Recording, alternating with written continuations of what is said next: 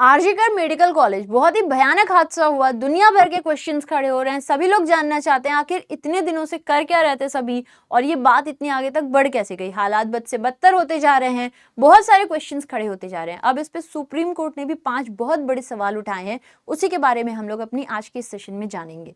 तो supreme court ने क्या क्वेश्चन उठाए हैं, उन्हें हम एक एक करके सबसे पहले देखते हैं। इन क्वेश्चन के साथ में सुप्रीम कोर्ट ने अपनी तरफ से कुछ सेफ्टी मेजर्स के लिए सजेशन भी दिए हैं, डॉक्टर्स के लिए नेशनल टास्क फोर्स भी दी है, ये सब हम जानेंगे। सबसे पहले उन क्वेश्चंस को देखते हैं जो सुप्रीम कोर्ट ने किए हैं। तो इनका पहला क्वेश्चन था एफआईआर की डीले इतनी क्यों हुई।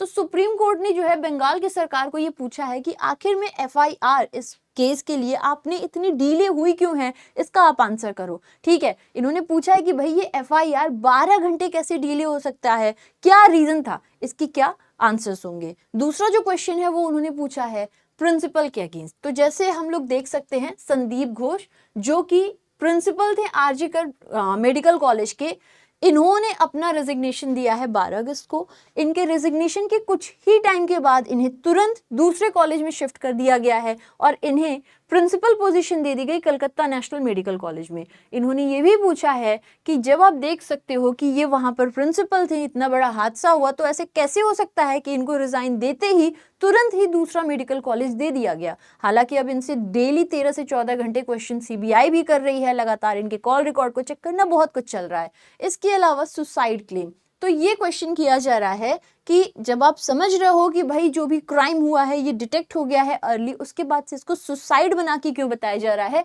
ऐसा क्या था कि मेडिकल कॉलेज प्रिंसिपल ने इस पूरे मामले को दबाने की कोशिश करी है और इसे एक सुसाइड की तरह कहा है। ठीक है, अच्छा, ये जो पूरे मामले चल रहे थे, इसकी जो बेंच थी इसमें कौन कौन कंप्राइज कर रहे थे, ये थे सीजेआई डीवाई चंद्रचूड़, इनके अलावा जस्टिस जेबी पारदीवाला और जस्टिस मनोज मिश्रा। ये तीनों लोग थे जिन्होंने ये क्वेश्चंस खड़े किए हैं और अपनी तरफ से सजेशंस वगैरह दिए हैं।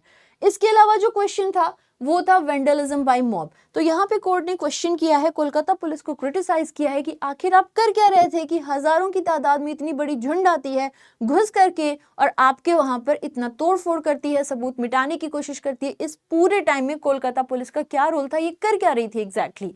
और एक सबसे इंपॉर्टेंट क्वेश्चन था बॉडी की हैंडलिंग पर। तो यहाँ पे सुप्रीम कोर्ट का क्वेश्चन आया है कि कैसे पेरेंट्स को इतनी देर तक नहीं बॉडी देखने की दी गई, 3 घंटे तक क्या हुआ है, और जो बॉडी हैंडलिंग थी उस मैटर को लेकर के भी इन्होंने क्वेश्चन किए हैं। इन सब के साथ में इन्होंने ये भी कहा है कि जो सीबीआई है ये अपना एक स्टेटस रिपोर्ट दे दे 22 अगस्त तक, जो भी इन्वेस्टिगेशन कर रहे हैं केस पे, इसके ऊपर कि आखिर में क्या इन्वेस्टिगेशन किए, क्या हुआ। इन सब के साथ ही साथ में एक नेशनल टास्क फोर्स भी बनाई गई है जहां पे सीनियर डॉक्टर्स हैं, मेडिकल एसोसिएशन के हेड हैं, कुछ गवर्नमेंट बॉडीज हैं, कुछ और भी एसोसिएशन हेड्स हैं, कुछ सीनियर डॉक्टर्स वगैरह मिला करके नेशनल टास्क फोर्स बनाई गई है, जिसका मकसद होगा कि ये बताएं कैसे सेफ्टी रह सकती है वर्क प्लेस पे, किस तरीके से वर्क प्लेस पे सेफ्टी रहेगी।